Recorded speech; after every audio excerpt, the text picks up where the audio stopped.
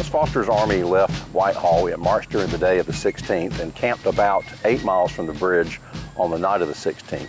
His men were up early on the morning of the 17th and began heading towards their destination just 7 or 8 miles away.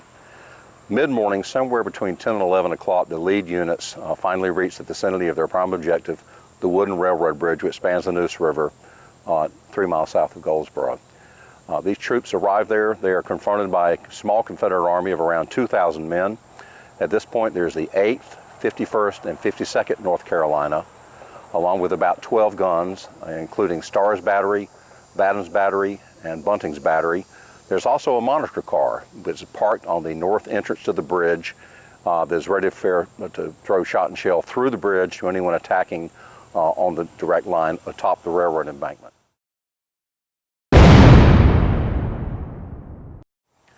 These troops are all commanded by General Thomas Clingman.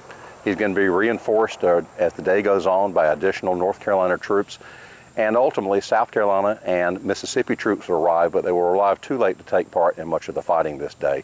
Most of the fighting is going to be done by these North Carolina regiments. Sometime between 10 and 11 o'clock, Foster sent his troops forward from the southeast of the railroad bridge.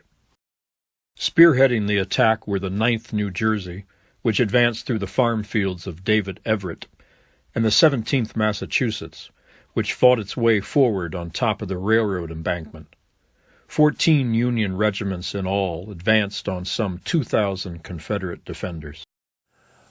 The attack falls heaviest on the 52nd North Carolina. They stay in their position actually pretty admirably for over an hour, but they're in danger of being cut off and really annihilated.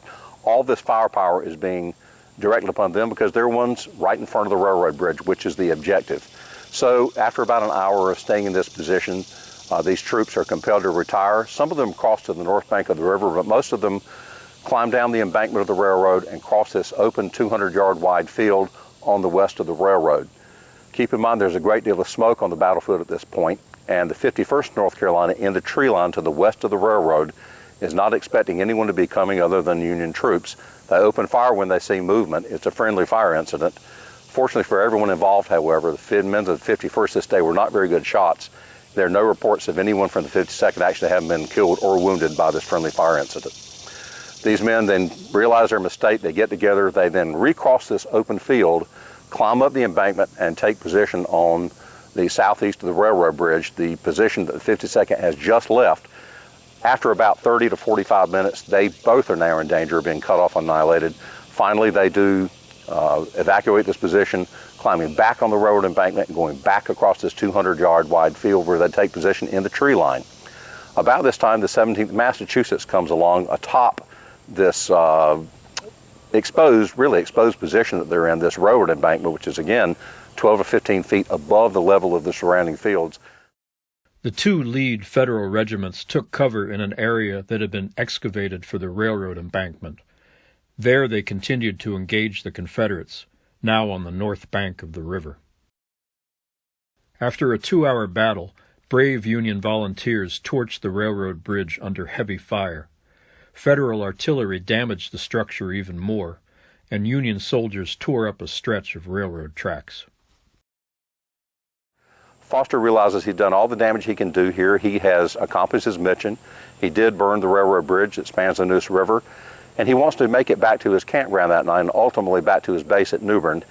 He knows that he needs to get on the road. So he has his men sling their knapsacks, shoulder their muskets, and leave the field. However, he does a smart thing. He leaves a rear guard. You always want to guard your rear when you're leaving a battlefield. He leaves ultimately, to begin with, an entire brigade, which is about 2,500 troops of infantry, along with a battery of artillery, Morrison's battery. But as the afternoon wears on and units keep leaving, want to get their place towards the campground as fast as they can, he's left with just the 5th Massachusetts and Morrison's battery of 6 guns. That's maybe 500 to 600 muskets and 6 guns. Still a formidable force. Up on the north bank of the river, the Confederates realize for the first time all day they're not being shelled any longer, and they surmise that I bet the Union troops are leaving the field. They've also been reinforced at this point by the 61st North Carolina and Mallett's North Carolina Battalion. So being reinforced as they were, Clingman decides he's going to cross back over the river, over the county wagon bridge, and attack the rear guard and try to destroy it to salvage something out of this situation. The 51st and 52nd North Carolina moved forward to engage the Union rear guard, but were slowed by fences and ditches. Streaming down the embankment, they gave the rebel yell, which alerted the withdrawing Federals, who then reinforced their position. The Tar Heels were repulsed with heavy losses, and the Federals continued their withdrawal, which required the crossing of a frigid stream that the defenders had flooded by destroying a nearby dam. Overall, some 250 combatants became casualties at Goldsborough. Foster's raid was a tactical success for the Federal forces, as the railroad bridge had been destroyed. But that success was overshadowed by the Union disaster at Fredericksburg, Virginia, and Confederates rebuilt the critical Goldsborough Bridge within weeks.